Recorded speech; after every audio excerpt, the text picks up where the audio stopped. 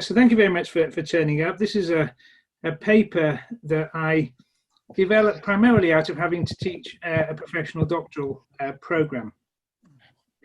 And what I found was that a lot of what was going on seemed to me to be either poorer quality research or never quite, from a student's point of view, getting to the heart of what they wanted to do in terms of their inquiry into their professional practice. And one of the things I wanted to try and do was to explore whether or not talking about research, good research, was what we should be doing in professional doctorates, or whether we could find an alternative language that developed its own account of what a professional doctorate should be looking at and what we were hoping to achieve, and how that would change the way we taught professional doctorates as opposed to traditional PhDs. So that's the focus of the paper. A core part of it is drawing upon John Dewey. I want to kind of suggest that we could talk much more about professional inquiry and about inquiry in terms of professional doctorates as opposed to research, and that would give us some way linguistically of distinguishing between the two, but that distinction wasn't just simply a matter of words.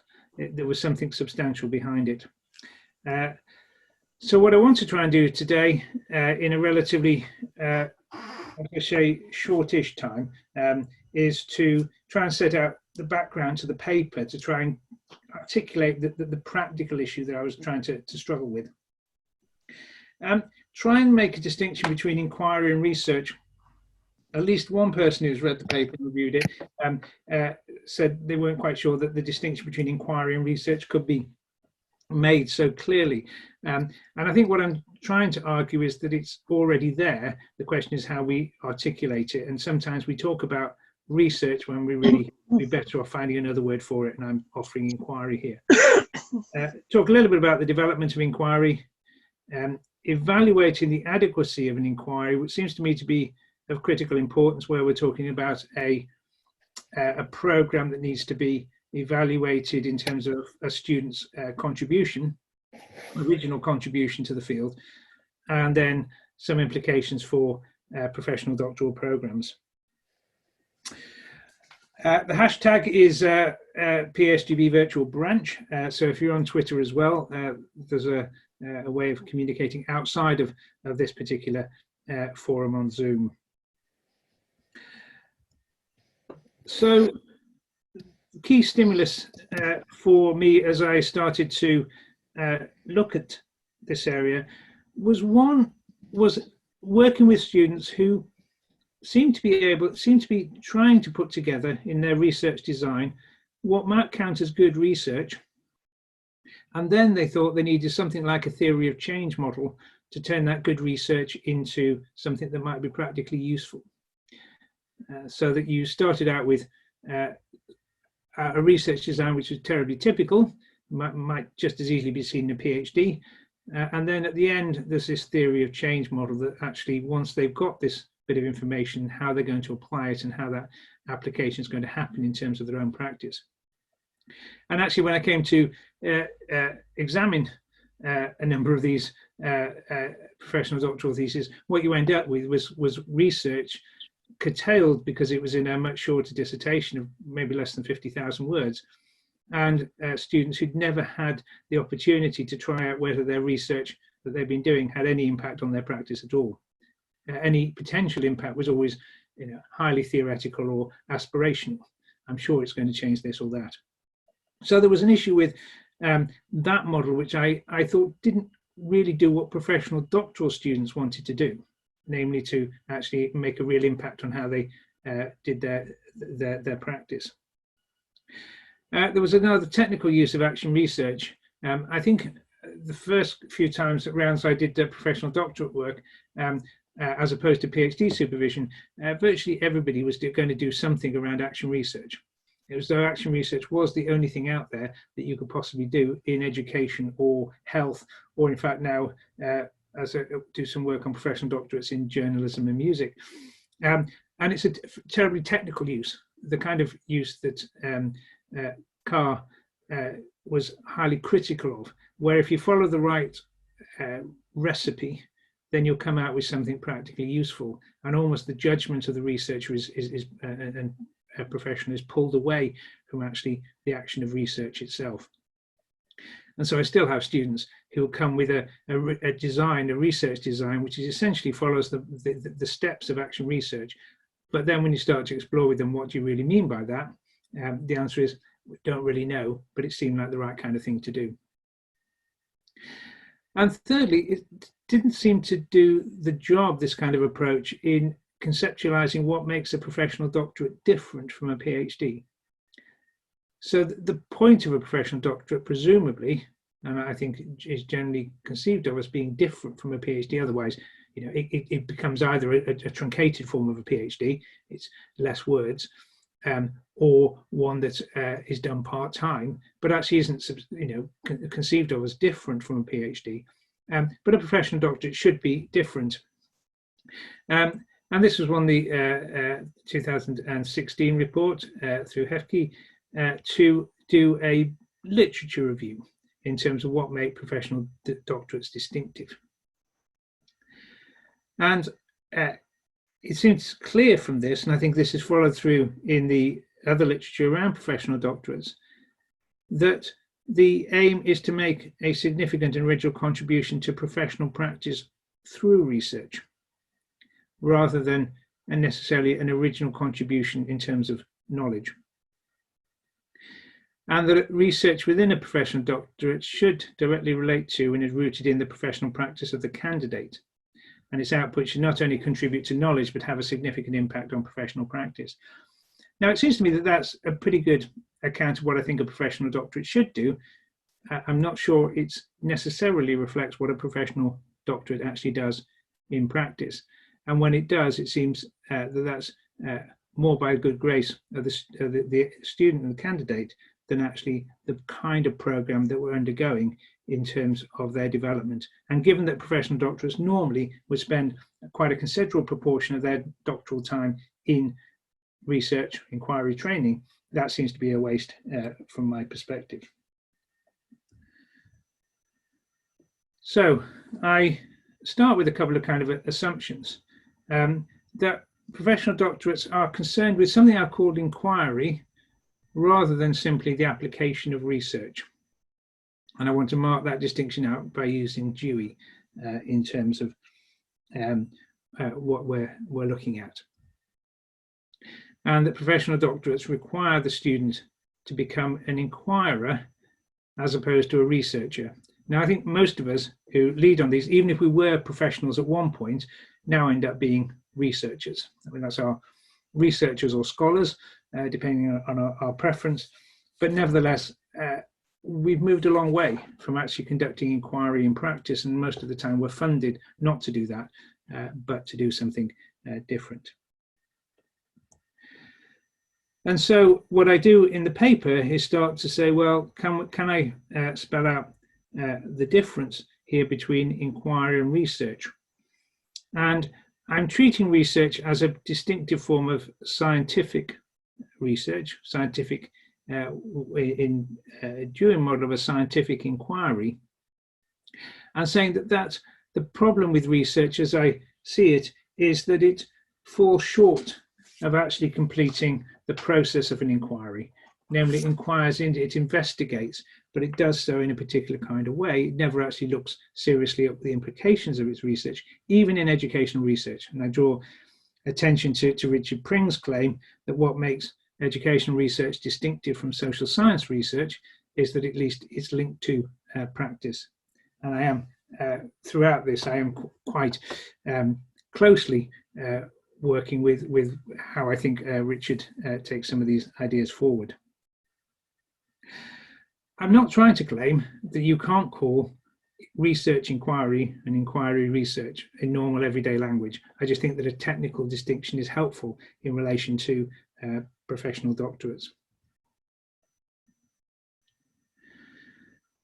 So a couple of points that I develop in the paper. One is there's no qualitative difference between common sense and scientific inquiries, that they're more a question of the level of sophistication. In a book chapter I wrote a number of years ago in the Vestfrift for Richard Pring, I tried to develop the idea of a critical common sense, which is to say that a common sense that's tested out in everyday experience and that is, at least in some senses, reflexive, not just taken for granted, which I think follows Richard's work in the 1970s. But there is this distinction between common sense, a way of inquiring and thinking about an everyday environment, and scientific inquiries. And that scientific research of that sort is characterized by a certain intellectual disinterestedness. And this is where I think it does start to matter in terms of whether or not we mark a distinction between research and inquiry, namely that the approach that we're taking, what drives and generates our approach to these ideas, needs to be seen not so much in terms of this intellectual disinterestedness. Because intellectual disinterestedness results in meanings being related to one another on the grounds of their character as meaning, freed from direct reference to the concerns of a limited group. And inquiry, if anything, ought to be about the concerns of a particular group of professionals. And the outcome of such scientific research is its semantic coherence, in which relationships become the object of study rather than the resolution of practical difficulties. And I find in that a kind of resonance with Alistair McIntyre's account in where he writes in the 87, The Idea of an Educated Public, that one of the concerns with the philosophy, but more generally the disciplines during the Enlightenment, is they become concerned with their internal coherence and matters of internal interest, rather than being concerned with the resolution of social issues and social difficulties. So they become separated from the world around them and no longer are concerned with what they can do in the world so much as being concerned about their own internal coherence. And that change in focus seems to be the one thing that I'm trying to develop in marking a distinction between inquiry and research. That actually one of the things about inquiry is that it focuses upon the particular group, the particular professional group, and being concerned with the resolution of practical issues, rather than, if you like, contributing to a body of knowledge which may or may not be interesting or significant at all.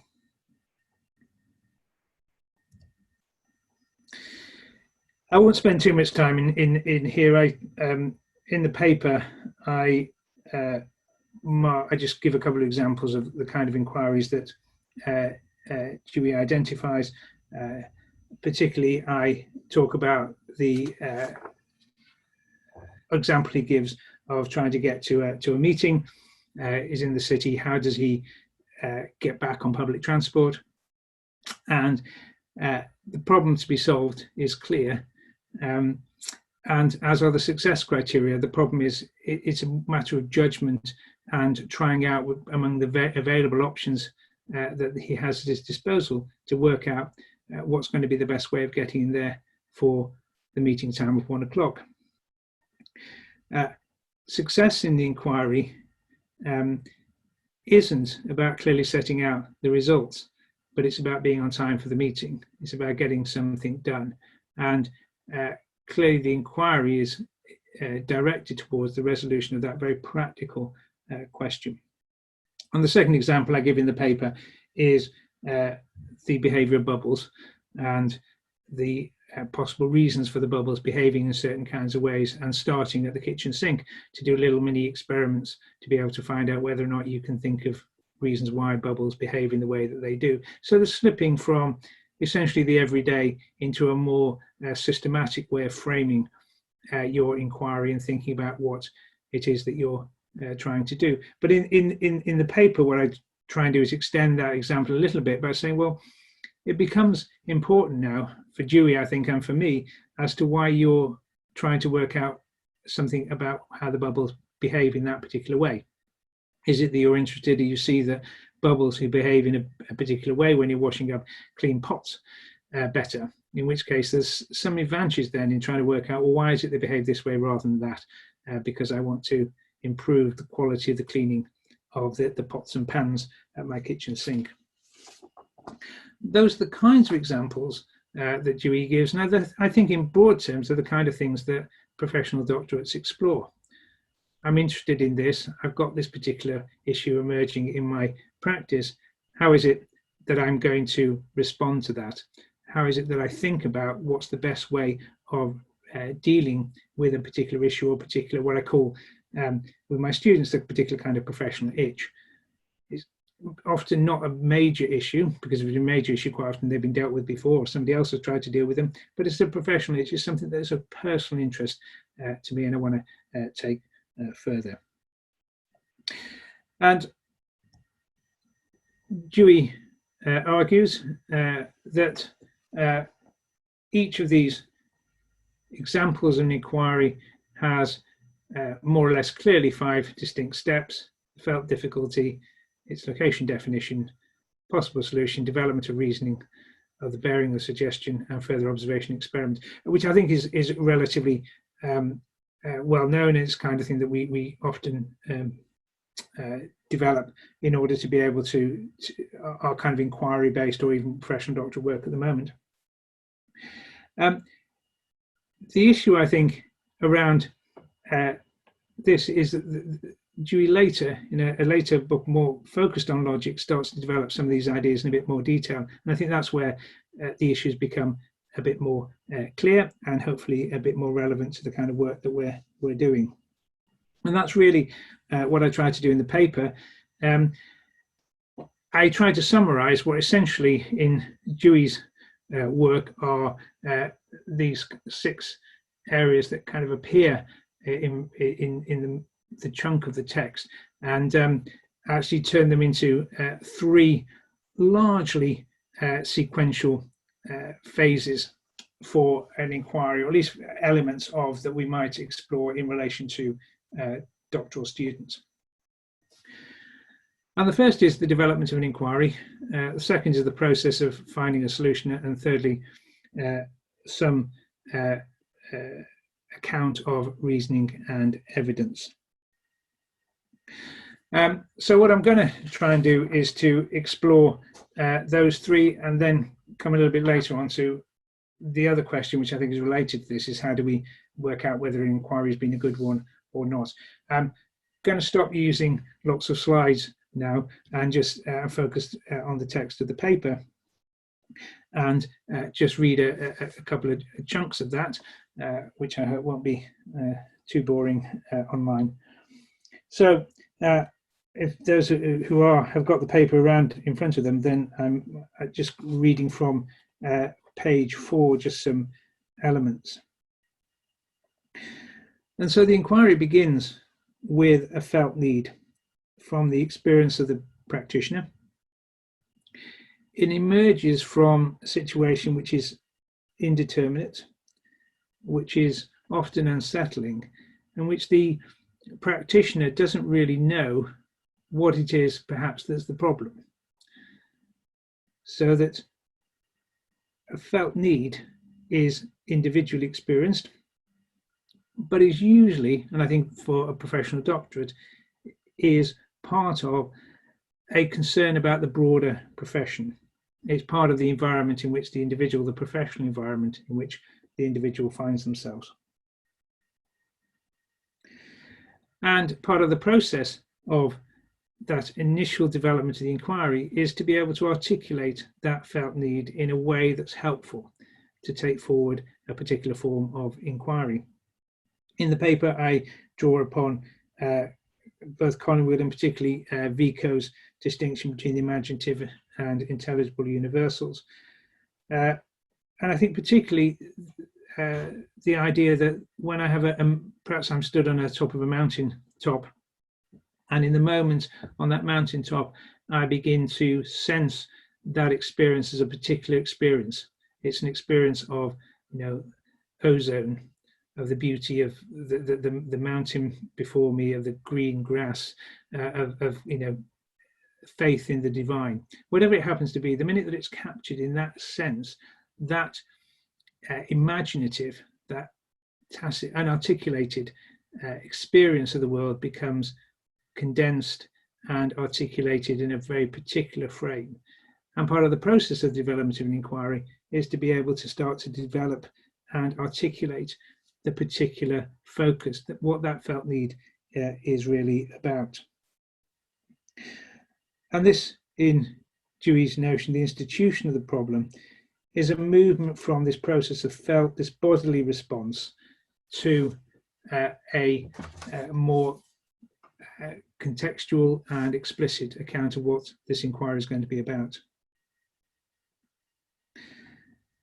And it needs to be about this particular problem. It's delineated from other problems. So it has to be not just a general disposition towards, the whole of education is going to hell in a handcart, but actually to define which bit of education is going to hell in a handcart and focusing on that particular problem.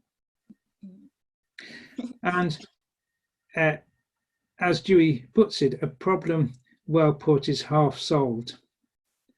To mistake the problem involved is to cause subsequent inquiry to be irrelevant or to go astray. So the idea that it is about a particular problem and it needs to be well put. And often I think in professional doctorates, we probably don't spend enough time working with students to be able to find out how to put their problem. And certainly in the majority of doctoral theses I examine and see either internally or externally, I don't think there's enough work done on actually why this is a problem at all to this professional group and why this articulation of the issue is the best one possible. And the second point that Dewey makes is that it needs to be articulated in the particular symbol system that reflects the professional group of which the student is a part. So for Dewey, the symbols employed must have been determinate in the habitual culture of a group. And again, I draw on Richard Pring's work in 76 and 77. Richard argues for the fact that one of the difficulties with educational research, as it was then and some of which is still now, is that it fails to capture what it is that teachers are concerned about in the common sense language of the teacher themselves. And I think that's true of across all professional doctorates, that in developing the inquiry, we need to make it clear that it's about a particular problem and we need to find a way of helping students to express that in the best way possible. And secondly, that actually we need to help students to be able to articulate that in the language of their particular professional group. And that sometimes means for us to be able to step out of our professional group and actually try to understand the language of another group. So moving on, the second element is towards a solution. I find this quite interesting and also quite complicated, and it's taken me ages to even get a vague sense of what it is I want to say here.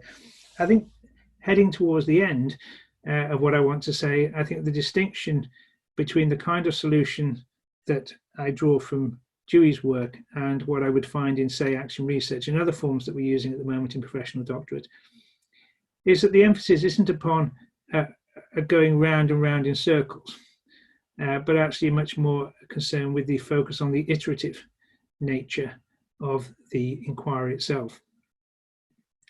And that it's not so much about following the rules as actually being aware that there's an iterative relationship between looking at the world and thinking about the way in which the best kinds of solutions can be articulated.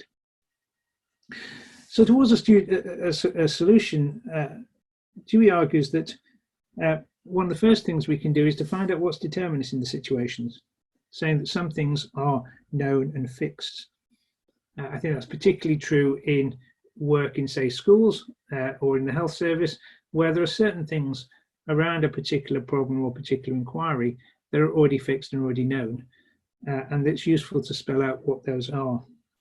So he illustrates it by considering a fire in a school and saying, well, there are loads of things we don't know about it, but there are some that we do, and therefore we should focus on being clear about what it is that we do know, that these are some facts of the case, and we start with those facts of the case and move forward. And I, in the paper, talk about, considering this is an issue that I've worked with, it's not a totally fictional case, in fact, I've actually looked at quite a few and worked on quite a few inquiries on this particular topic, where a primary school teacher recognises and articulates a problem with pupils' resistance to write. And very often with those students, to be able to say to them, well, that's a great topic. You shouldn't just tell me in the next breath what the resolution of that is, because that rather circumvents the whole process of research or inquiry. That actually, because they can't write, then we need to think about developing, a particular reading scheme. But there is a need to develop a deep understanding of what the problem is, to be able to establish in a forensic way what it is that's going wrong in relation to pupils' writing. And that will necessarily involve the insights of teachers, the pupils themselves, the broader academic literature. And I talked around this as a first or forensic stage, which focuses on the particular and seeks to identify the most salient facts for the particular inquiry, located in the language of the profession themselves. And I do think, again, when I look at the structure of the traditional professional doctorate thesis, that actually very often there isn't the space and often isn't the time in what is often supposed to be the introductory area of the thesis to actually give depth and empirical evidence, not to the inquiry, not to moving further towards the solution, but actually just to being clear about what the state of play is at the beginning. And for Dewey, as the facts of the case are established, ideas about possible solutions present themselves. They don't offer the end point of the inquiry, but progressively determine the problem under consideration. They focus and enable us to understand the problem in more detail. So an idea, Dewey says, is not a mere suggestion, but one that has undergone reasoned examination to assess its functional fitness, its capacity as a means of resolving the given situation. So the finding of a solution begins with the establishment of the facts of the case and then moving forward in the light of two things: the facts that present themselves and the particular inquiry, the particular focus, the particular problem of this inquiry. In relation to that, and I think probably one that is really very strong in terms of reasoning and evidence, to be able to say, well, and now I have in mind and in the paper moving towards this idea, but well, how do we get a good inquiry? How do we make an inquiry that looks like it's at doctoral level, as opposed to an inquiry that can happen among a 5-year-old, a 10-year-old, 15-year-old, or whatever. And again, I'm not fully sure that I've worked out all the details here. That's the advantage of doing it as a paper. And so I want to say that one of the key things about a professional, I draw here on Cohen's work, is that they should be able to justify their actions in the light of good evidence. And that a general belief is that research produces the kind of evidence that practitioners might utilize to act well. However, this does seem to be this kind of account that comes forward from both Cohen, and I've developed some work based on that as well, is that it fails to be able to really deal with the kind of critiques that Dewey's offering, and seems to be the form, well, we develop some evidence and then we apply the evidence, and so long as your actions are consistent with the evidence, then everything's fine, as though evidence is somewhat divorced from the particular action itself. It's more of a justificatory measuring stick that we can use. For Dewey, the development inquiry doesn't seek to answer a research question, but to establish a best course of action. Having started with the facts of the matter, he is looking to find ways to be able to look at what it is that might count as reasonable evidence about what those facts and matters might be. And I think here we play in the paper where I'm moving towards, I think, is about starting to understand more about what that particular professional practice entails and what reasoning and evidence look like within the professional practice rather than in another area, namely research. So actually looking much more systematically at the nature of practice itself. On paper that I'm working on at the moment, I'm trying to develop some work on activity theory to be able to spell this out in more detail. So as the facts are mustered or rejected in particular ways, the inquirer must reflect upon their significance for the inquiry and for professional practice, that they're deeply embedded in the professional practice of the inquirer, not within a professional practice of research. And this process of meaning making, of articulating ideas in the professional language, in the professional context, is enables evidence and to emerge. And so a meaning, Dewey writes, a meaning is finally reached which is more relevant to the problem at hand than the original suggested idea. And so meaning making through this process, which is meaning making within a professional area of practice, rather than within research itself. And that joins together both the perceptual and the conceptual. In an inquiry, facts are selected and arranged for a particular purpose. They are not just bodily operations, but the kinds of facts that will link up with one another in ways that produce a definite end. And this definite end is the problem under consideration. Dewey notes that the facts function is to serve as evidence, and their evidential quality is judged on the basis of their capacity to form an ordered whole in response to the ideas they occasion and support. Facts do not have in isolation evidential potency, but only in their organization, which depends on their meaning in relation to the inquiry as a whole, and it's through that that evidence emerges. So in Dewey, one of the key things I think that comes out is the idea that we locate the evidence and reasoning in the practice in which we're engaged, rather than, if you like, some distance from it. This seems to be like scientific research, withdrawing from the particular and contextual. And so I want to start to pull towards an end and come up with some conclusions, given I've only about 6 minutes left. I do want to take seriously, and I think this is a potential criticism, is that we have developed in relation to doctorates a particular notion of what a level 8 looks like in the UK.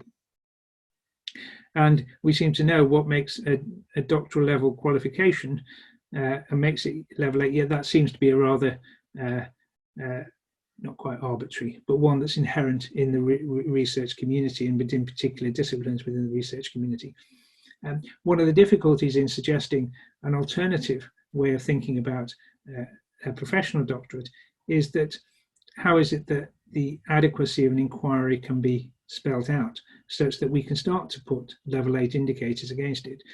I take it that we would at some point have to spell out, if we were to take this route, spell out what a level 8 indicator was looking like.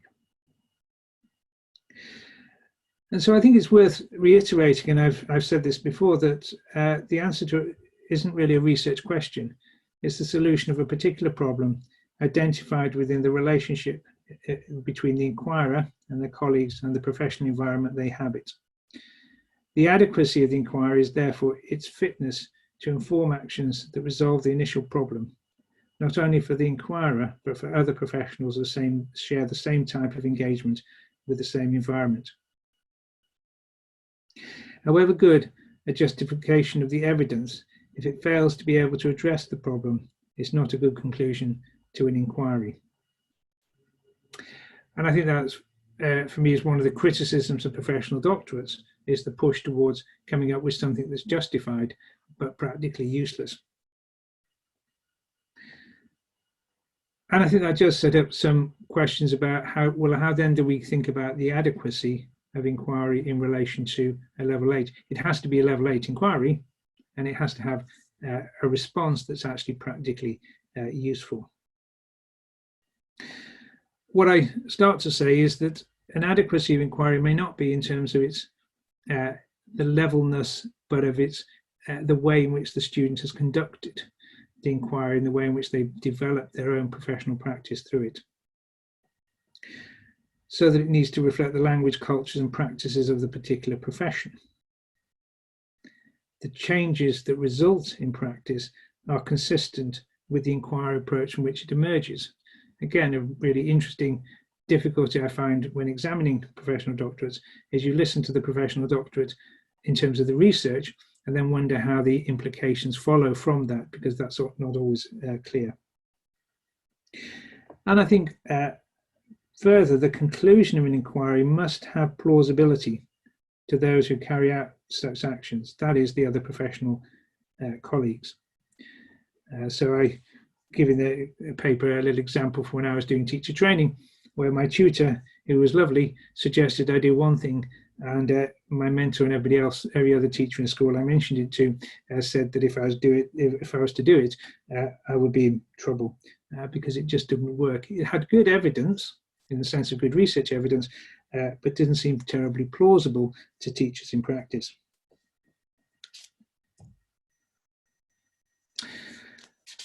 Okay, so just trying to pull the whole thing together.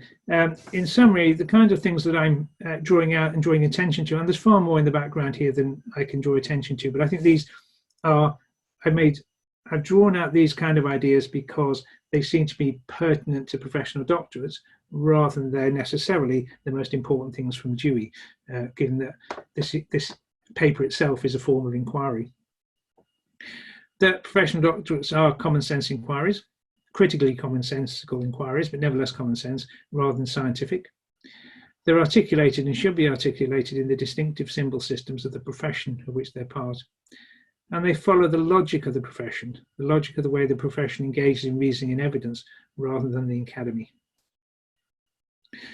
They start with and work and develop a felt need. They identify and explore that felt need in ways that are relevant to both the felt need and to the profession in which they're part. And they articulate, and the articulation of that is about moving from the felt need to a very well-defined inquiry topic. They develop the problem solution by moving forward in terms of establishing the facts, marshalling those facts, looking for the meaning that's being developed, and taking that forward. And there's a validation of a particular solution. I think in that sense, I'm not too far from Dewey's 5 stages. I think they're pretty much there in that, but I have reduced them to 3 for the sake of brevity. And so, to conclude, implications for professional doctorate education. I think the first I want to suggest is that we need to encourage students to journey deeper within, rather than within their own professional practice, rather than try and cross borders, not trying to make them into researchers. And I suspect that we need to get rid of that kind of language from across our programs, that actually we're not interested in making them really good researchers, we're interested in making them really good practitioners who are able to engage and think about their practice in ways that are not just necessary for day-to-day practice, but are necessary for the development of the profession as a whole. That we need to think much more about how we develop practice-based support for professional doctoral students. And it may be that we need to accept the fact that academic tutors, academic researchers aren't the best people to support these kind of professional doctorates. Perhaps going further, I think there's a role for reimagining the structure of the thesis itself. As I've said, that I think the model of inquiry that Dewey leads us towards is not adequately captured by the kind of structures that we see in terms of a PhD thesis. It doesn't allow for a multi-stage gathering of data periodically that develop the inquiry theme. Rather, we tend to see those things pulled together. So we tend to see introduction, kind of methodology, lit reviews will have a couple of data chapters and some kind of conclusion that pulls the whole thing together. It doesn't seem to me to be reflective of a thesis. And my last point is that perhaps we should replace the viva with something more practical. And what I suggest in the paper is briefly is maybe we should just, instead of examiners going and sitting in a room with a practitioner, we should go into practice with that practitioner, look at what they do, talk to their colleagues, ask them about the colleagues and the candidate, how their research, how their inquiry has gone, why it is that it's led them to these kind of practical conclusions, and whether those practical conclusions are plausible for those that they work with and alongside, so that we no longer move towards this kind of voicing oral examination, but a much more practically in-depth approach to looking and asking, not can this student defend this thesis, but can this student live out this thesis in their professional life, and can we see that in practice? Okay, I will stop at that point, and we'll happy to take questions. Richard, are you happy to start with maybe pulling some people off the chat thread to pick up on those questions? Because there's a sort of list of questions emerged there. Some of them are related. So I think Owen is the first question that we get. Okay, let me try and get up here.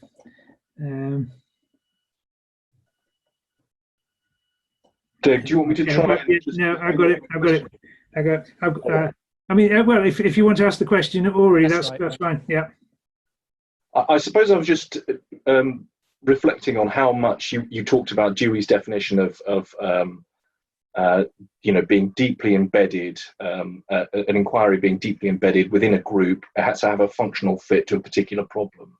And that was leading me to think about one of the sort of intellectual virtues that we like to think of our doctoral candidates having developed is a sort of a kind of broader intellectual ability than just being able to identify a particular problem within a deeply embedded community. And I put that in my question as something like, reasoning by analogy. We want them to be able to see that a problem in one particular context might be similar to a problem in another context. Yeah. And that's one of the, and I just wondered, in your heavy use of that kind of functional fit stuff, do you think that's consistent with that intellectual virtue that we want our doctoral graduates to have? Okay, thanks. I guess the answer is, I think, in the right kind of approach to professional practice. And I have in mind here, I mean, I go back to McIntyre's 87 paper on the idea of an educated public, where he starts it by saying one of the problems of contemporary society is that education doesn't prepare students for a particular place, a role within that society, and more generally to be able to engage in that kind of broader approach to thinking and citizenship action. I'm paraphrasing here because I can't remember the exact quote. And I think, again, this is a particular issue that if we are, I'm not simply talking about the fact that it's articulated within a profession, it has a fit to a particular profession, it's built into the difficulties of a particular profession. I'm not saying from that through those learning, one doesn't develop things that are more broadly transferable, unless you become totally focused on the achieving of particular kinds of outcome within a profession without asking questions whether outcomes are good or not. So I'm not saying just, if children can't read very well, then should we just solve the problem by working out how they could read better? I also want to address questions such as, do we want them to read? So some of the work I do in elective home education would suggest, well, you don't have to read until much later than schools suggest. So maybe one of the reasons 5-year-olds don't read is they much prefer to be read to. And that's not a bad thing to do, and that we should question whether or not what we're doing is appropriate as well. And I think that does generalize beyond the very specific. But I think one of the problems about being too general is that it never actually, it doesn't really ever achieve the kind of intellectual virtues we need, because the intellectual virtues need to be grounded somehow. so that through the learning of the particular, we can also develop the more general. If you don't mind, Richard, I'm going to do a little bit of chairing, just looking Yeah, at the chat thread. So I think we've got a question coming from Carson. I think it might relate to Claire's question as well. So maybe if we take, Claire, if we take you first and then the question from Carsten, and then you come back to both of those, Richard. Is that all right, Claire? Yeah. Right, so I've just unmuted. Yeah, I was just looking at Carsten's question and thought they were definitely related. But the professional doctorates, with what you're saying in terms of obviously being quite specific, identifying the issue, grounding that in evidence, and then finding some sort of solution, I wonder whether they would automatically almost be considered as having greater research impact.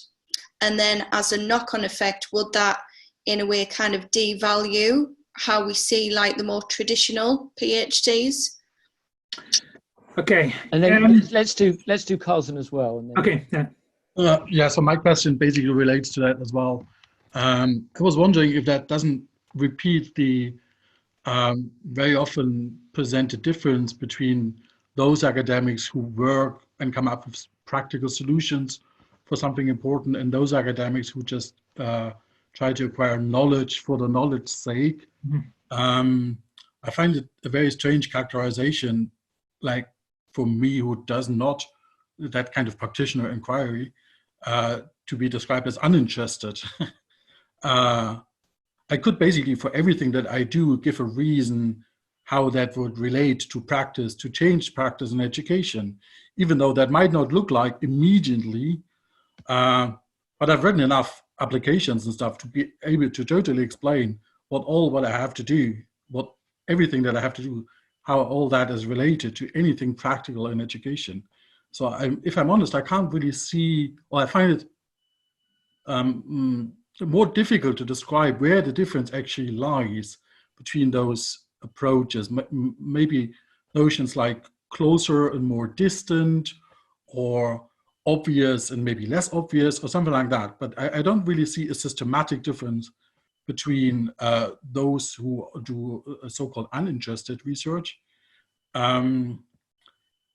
and those whose research is apparently born out of an immediate question, as if the other people's research wouldn't be born out of an immediate questions that came out of some analysis of some cultural phenomenon or even educational phenomenon. Okay, thank you. Yeah, I guess I would say two things. Well, one is I kind of took a paragraph out of the paper, which in part was about trying to mark a distinction that actually for Dewey, the scientific research is not unhelpful or unimportant.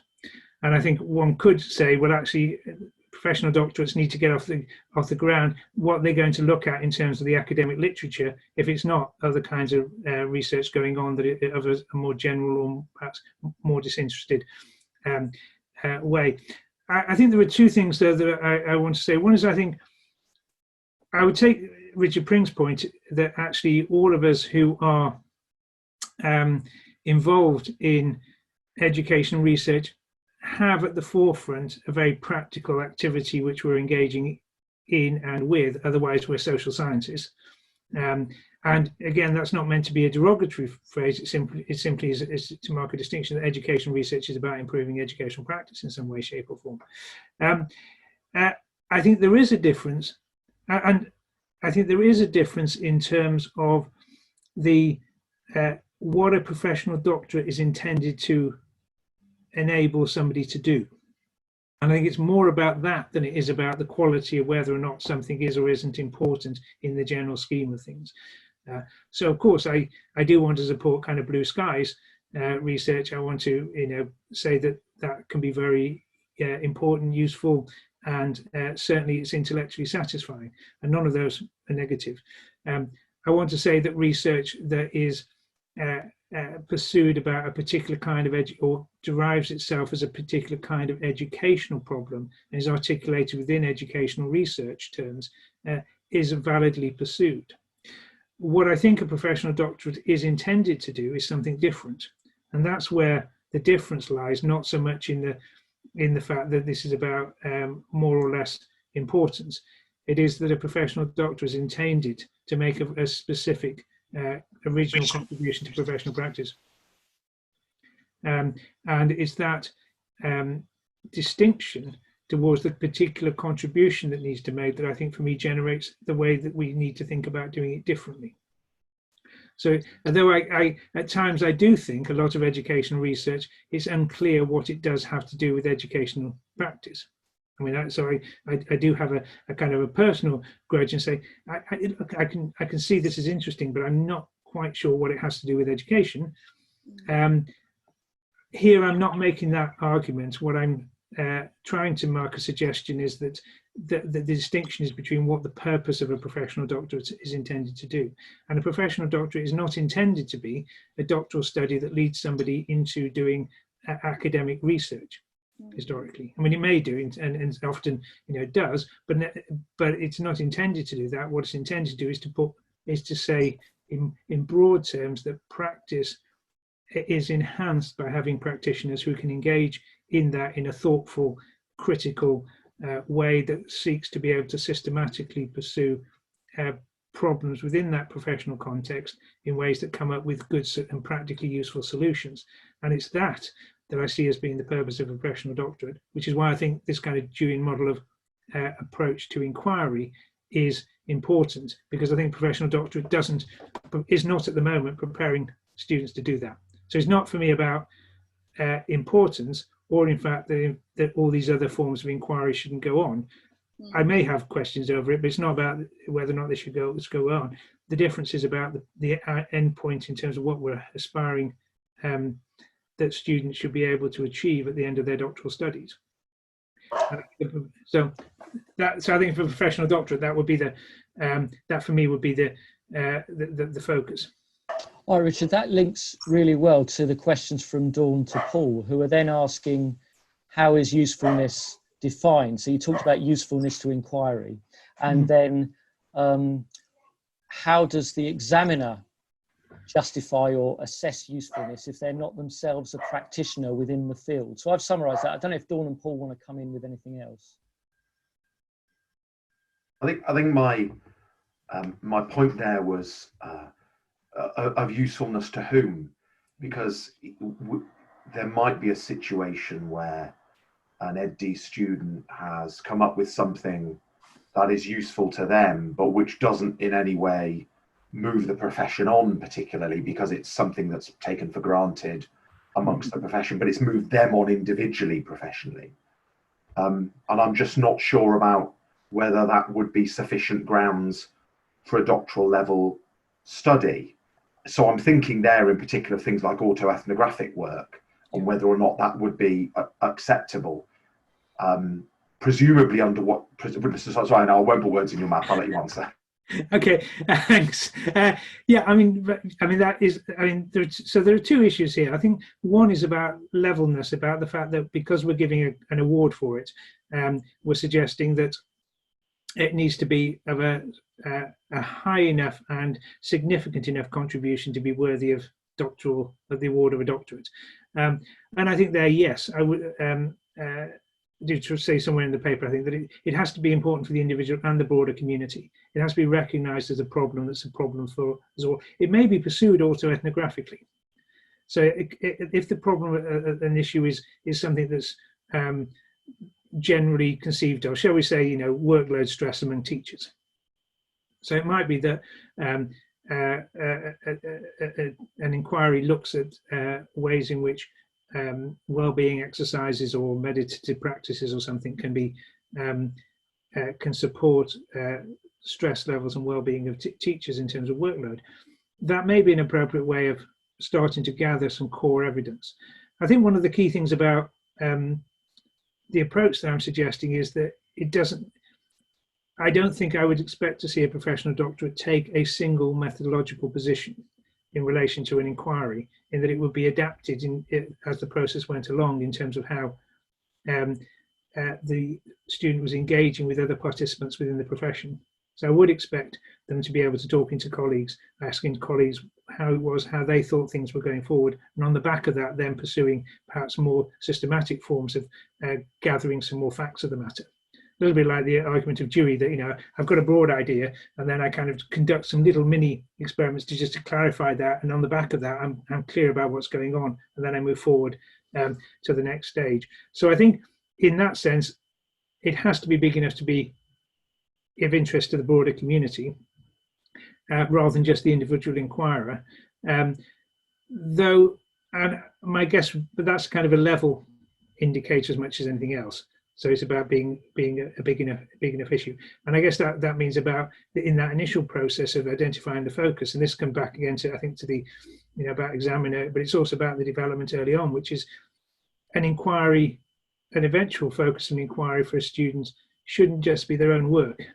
It's actually the work of them and their colleagues, talking through what it is, what they think about something, why it is they want to articulate in this kind of way, hearing back from colleagues about different ways of articulating the same idea.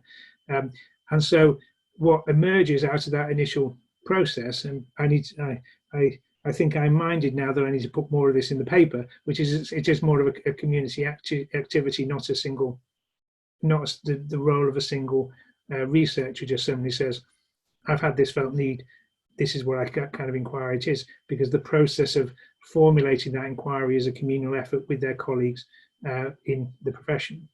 And that may take a while. And I think that's one of the reasons why I think that needs to be reflected in the thesis, not just you know, essentially be hidden away, which it often is. So I think in that sense, the usefulness is defined in part by the fact that it has broader interest from the community of the same professional group, not across the whole thing, because different professional groups have different different traditions and different groups within it, but nevertheless it has a broader interest. And I think then that does come back then to who's the best person to examine it, and it may not be it may not be an academically trained examiner who has no kind of engagement in practice. What I'm suggesting towards the end is that we have examiners who are going into practice, talking to colleagues, trying to assess what professionals think about what's going on, and then making judgments about whether the contribution that the student has made is up to the level. So I guess one of these things is we as examiners, we are much more going in to assess the levelness of the contribution, rather than necessarily having all the details that we can't get ourselves. We need to go and talk to other practitioners. So I guess if we went into a school where a head teacher and we're doing a prof doc, and we talked to all the teachers and found that actually nothing that the head teacher had examined in their thesis they'd ever really heard about, they'd not had a discussion about it, and none of the things that came out of it were practically being put into place in the school, we'd have some questions about whether this was the kind of thing that had really done the job that it was supposed to. So I think that the role of the examiner does change to potentially a levelness, and maybe we would also need to get used to the idea of having professional examiners, as they do in other fields, where somebody who is suitably qualified within the profession is part of the examination committee, rather than necessarily academics from universities.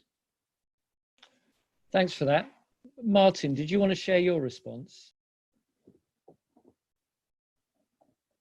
Okay, yes, yeah, thanks, David. Yes, and Richard, yeah. I think it inevitably connects to a lot of what people have been saying already. First of all, I would say it's, what you're saying seems right to me in the main, both in terms of describing the situation and also what to do about it.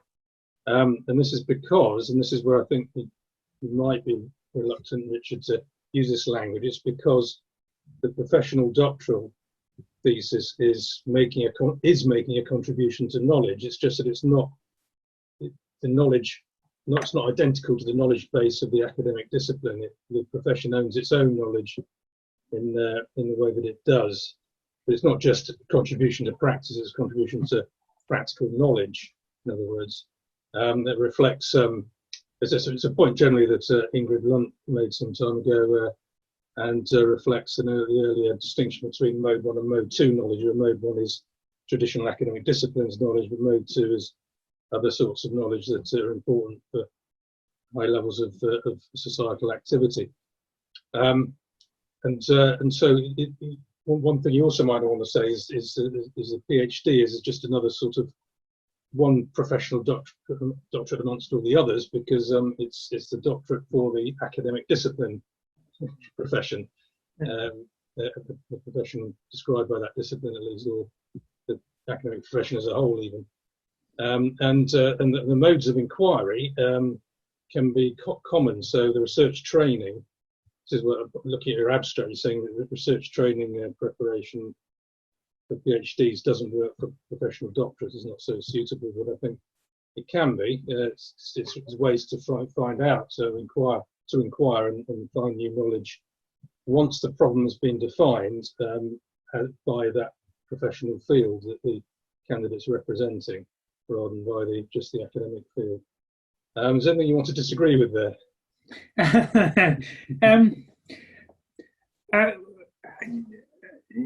Not in. I mean, yes, in some bits, and no. I mean, I think I'd want to. I don't want to separate up into multiple forms of knowledge, I guess, as I want to kind of hold on to this idea that there's a kind of fluidity between the two. And the kind of marking off in terms of modes seems to me to be unnecessarily divisive. I think what's the most professional groups, when they develop inquiries and evidence-based ideas and thoughts within the profession, draw upon what might be termed a kind of more academic literature, but that they drive that forward in a particular kind of logic that's appropriate for the profession in particular ways that are appropriate for that professional group, both in terms of particular ways in which professional groups think about problems. And I think there is a difference between lawyers and teachers and ministers of religion about the way in which they think about problems in the first place, but also in terms of the kinds of literature that they're thinking about drawing upon. But at times they're going to use, if you like, what might be termed traditional, academic research methods. So they might use a survey, an interview, whatever, but they use it in a different kind of way, and it's that different kind of way that I think is important for different kind of purposes. It doesn't mean to say that conducting a good questionnaire, if you're, say, a teacher in the classroom trying to find out what's going on with your pupils, and conducting a research instrument in academia in terms of being able to do a questionnaire there, that somehow the principles are different. I mean, if you get bad data, you get bad data. And the point is to get good data. But getting the kind of good data that you want is appropriate to the particular kind of context in which you're asking those questions. So I don't want to make a separation, I think, between different kinds of knowledge. And I don't think I really want to make a distinction between somehow that if we set the problem up in a professionally appropriate way, we can just kind of pursue it anyway after that. I think I would still want to hold on to the idea that both ends of the inquiry process are important. The way the problem is set up, and both the language and the plausibility of the way in which solutions are generated is also important. So it's both important that it's a problem for us in our kind of context, but it's also the fact that this has got to be a solution that we can put into practice. And I think then to pull out the middle bit and say that could be, of course, to some extent, it could be that it's shared across different types of doctoral experience. I think my main point is that motion of development of facts of the matter, and then the way in which we pursue towards establishing meaning, seems to me far too iterative in terms of engaging with practice and with what's going on in the particular inquiry that we're pursuing, to be generalized across all PhDs. Though of course it may have a general structure. I mean, in one sense, I mean, say to my students that good doctoral study is asking a good question and justifying your answer, and then having that answer having some kind of significance, and that's about it. And that's probably true of almost any doctoral study. It's just the detail, the level of detail then means that's where I think the distinction happens. All right, thanks, Richard. I've got a question from Ruth lined up that I'm about to invite Ruth to frame. She indicated in the chat thread. Okay, But yeah. before then, I did notice before I passed over an old school low-tech raised hand from Paul. And Paul, if you think the point is still live in the discussion, do you want to bring that in now? You're muted.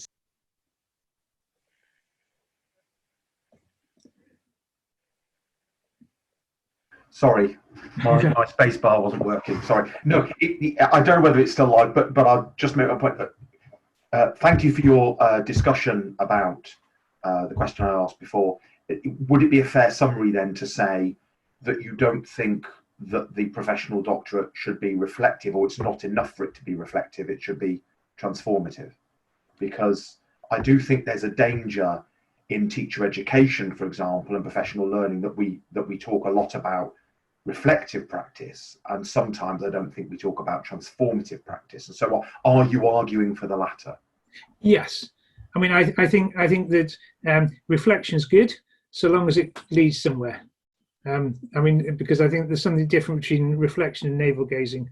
I think what counts as reflection often becomes navel gazing rather than, if you like. I think that reflection gives rise to a sense, a need to act on the basis of your reflections. So yes, I want it to be transformative, and I also think it's I think often reflection is used when we don't think there's a kind of good solution out there. And we kind of think, oh, well, if we reflect long enough, we'll just come to any solution. And I want to say there are good solutions out there. I think I'm better solutions, and that we give up. We want to be transformative in terms of being focused on the best solution that we can come up with, not just simply any solution that happens to, whiz past our brain while we're reflecting. Yeah. Great, thanks, Richard. I'm going to bring Ruth in now, and then I've got to nip away from the keyboard briefly, but I think, Richard, you can see people as easily as I can. Okay. Ruth, your question. Are you still there, Ruth, with your question about questions? Yeah, can you hear me now? Yeah, I can hear you. Okay, great. Okay, so first of all, thank you for that interesting alternative assessment mode. I think that's really, really, really interesting. And if you can shift your universities to actually get to that mode of assessment, that would be, I think that's very fruitful. My second question, I think you already answered it.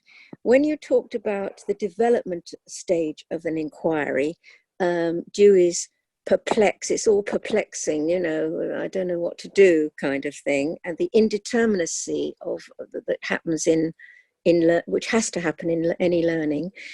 I haven't read the paper, so I don't know what you said about the first stage of supervision is so important. Mm-hmm. You asked, why is this a problem? How often have we said, what's the relevant, why do this? So what? It's the so what factor. Mm-hmm. But have you talked in the paper about formulating a question? And that is, to my mind, the first stage, even before, and it's academic PhDs or professional doctorates. Mm-hmm. Asking the question, why is, how is, what is, and actually, I don't know if other people do this, make people actually articulate in prose a specific question. That's yeah. Okay. Thank you, Ruth. I do try and say that sense of initial moving from a question or a sense that something needs to be developed. We need to respond to a particular professional itch. Needs to be articulated and come to be articulated in a particular way, and that articulation shuts down possibilities of different ways in which that feeling could have emerged.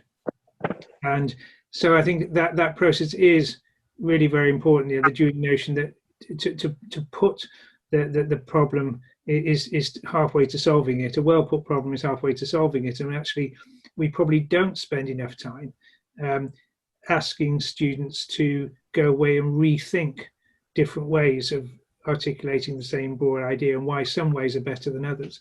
Yeah, exactly. Essentially is building on their professional knowledge and professional expertise to actually say, well, this is a really good way, and it comes back to Paul's question, this is a really good way that we as a community think that this problem could be stated, that would be worth investigating and would have significance for us, as opposed to other forms of stating the same question. So I certainly for profession, when I'm working with professional doctoral students early on, and we don't have our program here, we don't have supervisors from day one. They work with us for about 9 months before we allocate supervisors. And going back again until they're really bored of me asking, well, is this the best way? Why use this word? What do you think of? How does this fit in with the way in which you talk as a profession about your practice? Have you talked to other people about this? Have you discussed your problem with them? Do they share this kind of thing? So have they added something to your conversations? All of that, I think, is a very important part of the process of formulating the particular issue that they're going to pursue, and also doing that some of that early forensic analysis of being clear about what it is they're drawing upon that started to marshal some of the facts that caused this professional itch in the first place. Yes. Yeah, I think it is, and as I say in the paper, I think it's really important that's done in the language of the professional group rather than necessarily in the language of research. And sometimes I find it, particularly where I'm dealing with students who aren't coming from education, I sometimes find it very difficult to know, particularly students coming from a more business background. You start saying, well, actually, I'm not sure I can really understand. Is that the way you'd say it? I go, yeah, in marketing we'd say it like that. And you go, oh, that's fine. So, and then trying to work through why it is they say it like that and how that fits into the broader discourse of the profession. Yeah, the different discourses. Yes, very interesting. Thank you. Okay, I've got a question here from Claire. Would the more practical viva need to happen much longer after completion? Claire, do you want to add to that, or? I suppose I was just considering, I like this idea of, the professional doctorate is different in a number of ways. Therefore, why would we evaluate their progression in the same way? So it does make sense to have a more kind of practical viva. I don't know if that was your terminology, but it sounds like it would be more kind of practical in nature. Yeah. But I'm then thinking, if it is, I would need perhaps a little more time to almost implement something or to kind of see the effects of whatever they've discovered, whatever their proposed solution is, compared to the kind of PhDs in which we have to be examined within, I think it's 12 weeks, 3 months. Yeah. I mean, I think there are two ways of reading this. One is I don't necessarily mean to say a practical has to show that you put it into practice. It's just that it's kind of there or thereabouts in terms of how it is being thought about in your group. So it may not be practically developed. It certainly doesn't need to show any impact in terms of you don't need to show it works. You simply need to show that it's practicable. And I think I might go even further and suggest that maybe we have modules that we teach, these students all the way through their professional doctorate. Certainly in the years, and for us years 1 and 2, part-time study. So actually maybe we also need to get rid of the idea of a single viva. And actually what we have is a series of examiners who perhaps commit to over 2 or 3 years to reviewing what the student's doing. And actually, if you like, the end assessment is a culmination of that process rather than simply being a simple one-off. So I think it may be much longer after completion, but I think I wouldn't want to make the demands so much that your work had to actually have impact. Actually, it needed to practically work, not just impact, it had to practically work. I think what I'm kind of suggesting is it needs to be looked at in the round in terms of the practice of the professional group itself to test its practicability and whether or not it seems to make sense to those around. But it may be that we need to think about the whole examining at the end of the thesis model in terms of professional doctorates anyway. But you got Martin and Paul coming in there on the chat. Okay. Yes, it follows on this alternative vivas, or whatever we call it. My point is the viva isn't the main assessment vehicle anyway for PhDs. It's the dissertation, and you've got something to learn by alternative PhDs, which emphasises my point. The difference between PhD and so-called professional doctors, it isn't that great. They have a lot in common. So the PhD by practice used often by the so-called creative disciplines, and so PhD in dance, the original contribution is a new dance, and they've got to perform it to the examiners. They write about it as well, and they talk about it like in the Viva type discussion. So I don't think there'd be a problem adapting a new ordinance for a new professional doctorate to include these sort of alternative activities, or it might be a visit to the practice environment, whatever it is. Yes, it shouldn't be a problem. That's what I was going to say. Yeah, no, I agree. I mean, I think it is in. I mean, I'm not. I mean, in one sense, I'm not suggesting a kind of wildly radical from where we are. I do think that sometimes I do, when I look at PhDs by practice in terms of, say, dance and music, you kind of wonder the kind of notion that if you can say why dance it, kind of model of the fact perhaps the performance itself sometimes needs to be given more credit than actually the oral examination plus a practice plus a dissertation seems to be a little overkill in terms of the number of ways in which you're trying to assess what's going on. It's almost like the dance needs to be explained as opposed to be self-expressing the ideas. The dissertation is typically a lot shorter for these than for traditional PhDs. So. Yeah. Okay. Yeah. But yeah, I am thinking of something. I'm playing with things around the similar kind of idea, but that brings forward practice as a much more stronger component in terms of the examination. Yeah. Paul, then. Well, my question takes us in I think takes us in a different direction. Was thinking when you were talking in your presentation, and I was thinking of the way in which you were emphasizing the practical elements of doing this doctorate. And I'll say at the outset, I have a great deal of sympathy for what you're saying, notwithstanding the comments that Carsten's made about this sometimes seeming separation of theory and practice, which I think I need to think about a bit more. But notwithstanding that, I began to think, however, that are you therefore talking about teaching being inquiry based as opposed to research based? Now, at one level, that's quite alluring from what you've said, but I think at another level, it's also politically quite problematic, given that many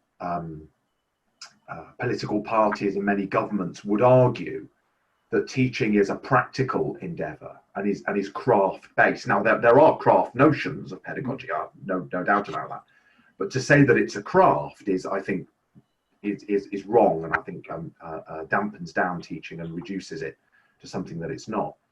Yeah. Is there not a danger then in following this particular line of the professional doctorate must be inquiry based and teaching is therefore inquiry based, that we begin to see teaching as something to do with practical knowledge that we do in the classroom? Now, there is stuff to do in the classroom, obviously, but does that not sort of feed into this political dimension that teaching is therefore craft based, and that actually theory can be ignored and theory can kind of go out the window, because what I've done is I've done my work in my class and I've chatted to a few other teachers and they think it's fine, therefore it's fine.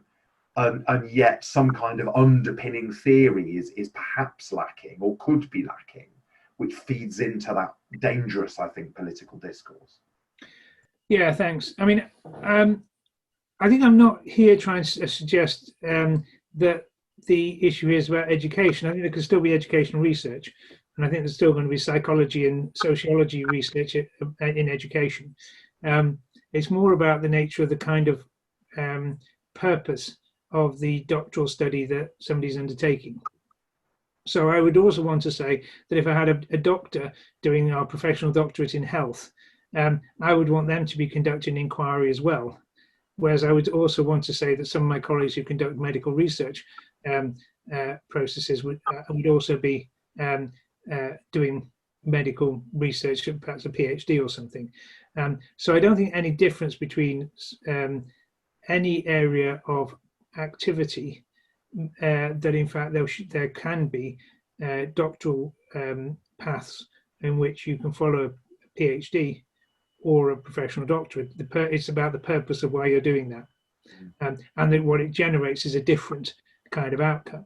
In the same way that quite often when we get educational or medical or legal research that comes out and nobody would want to put it into practice, because it doesn't have what it takes to be practically applicable. That doesn't necessarily it's bad in those kind of ways. It means it's explored a particular topic and come to a conclusion that's implausible in practice. What the professional doctorate should be doing is enabling practitioners to become better as practitioners in relation to thinking much more systematically about their practice and helping the community to move forward. And that may be that somebody with a professional doctorate ends up in a university doing that. I can see that kind of role in initial teacher education being, quite persuasive. But they've been trained and they've engaged in a different kind of experience to a traditional PhD, because actually the purpose of engaging it was different. It does mean that they will be drawing and developing. They may well be drawing on theory, and they may be developing some accounts of more theoretical accounts of what's going on in order to be able to ground any practical outcome. There will be facts of the matter and they'll be marshaled together in particular kinds of ways. They will be mustered. And so that to some extent gives rise to at least emergent theories that are going on, and they'll be drawing on theories elsewhere. So I don't think it's about education not having that. I think it's more about the particular doctoral route that somebody chooses, and the outcomes that we expect from that doctoral route. That's helpful, thank you. Might just have time for Carlston's question on there. Wait.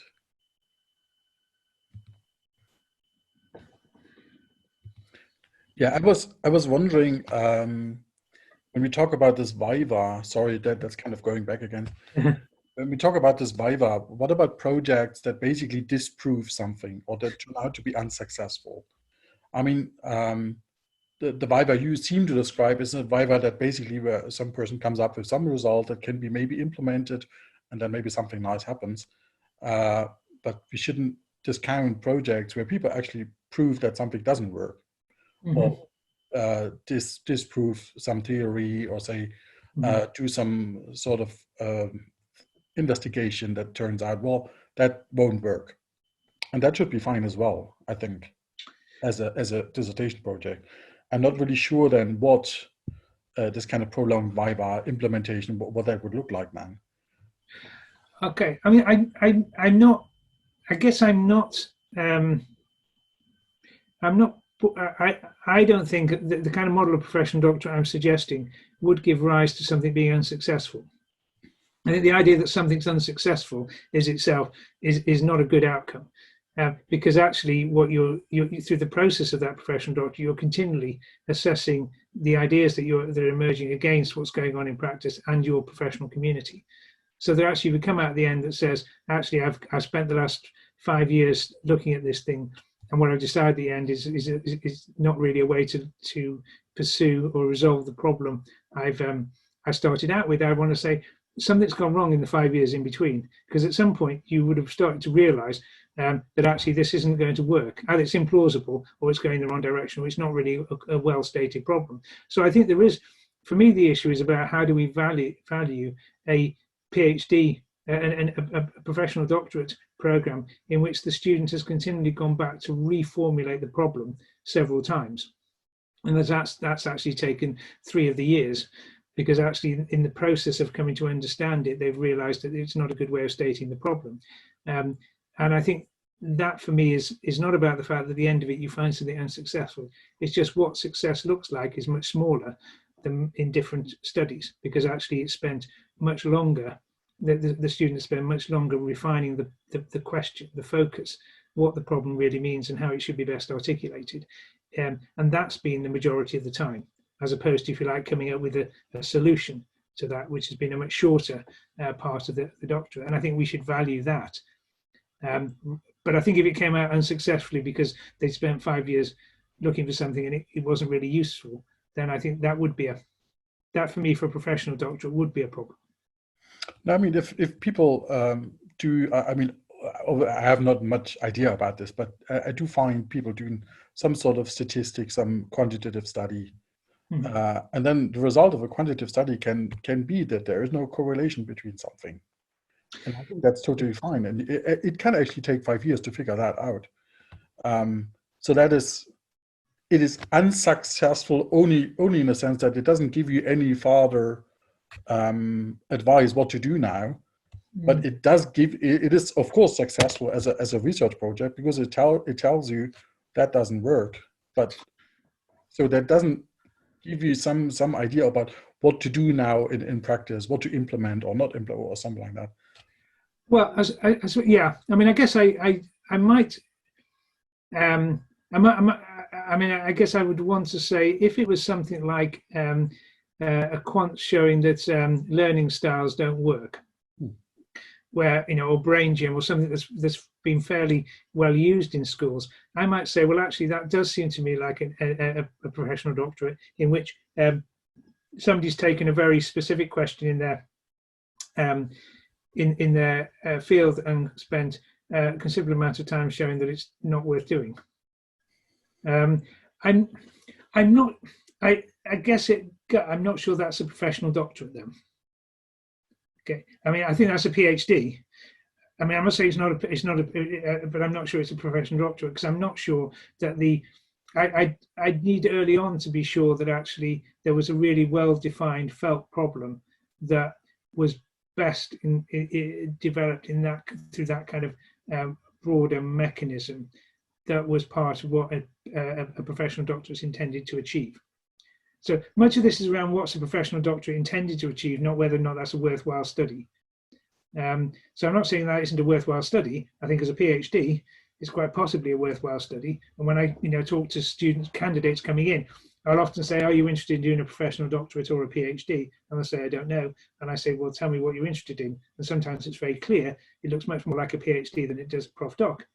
And sometimes you look at something and say, I'd like to do a PhD, and they read what they want to do and say, this looks much like more like a prof doc. Why are you pursuing PhD? Now, it seems to me that those routes are available. What I'm suggesting is that sometimes some forms of study are not appropriate for the outcomes required by one qualification rather than the other. And I think prof docs are directed towards that, making that distinctive contribution to professional practice, which is not just about coming out with something that's useful for the profession.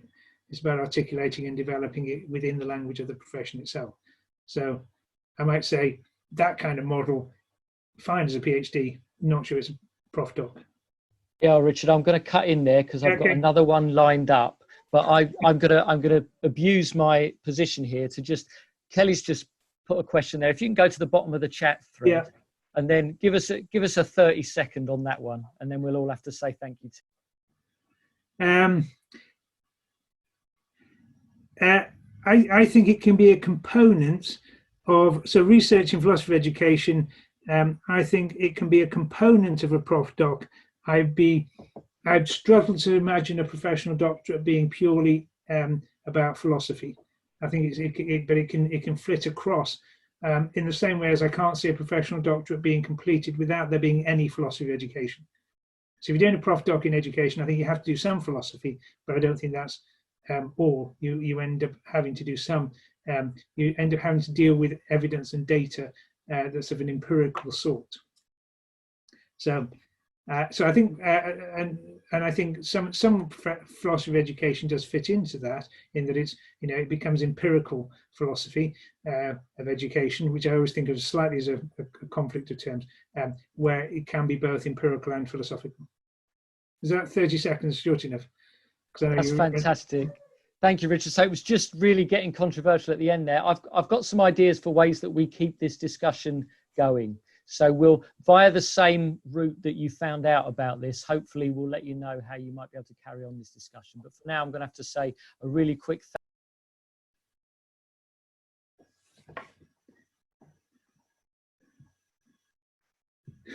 You've gone off now. I can't hear you.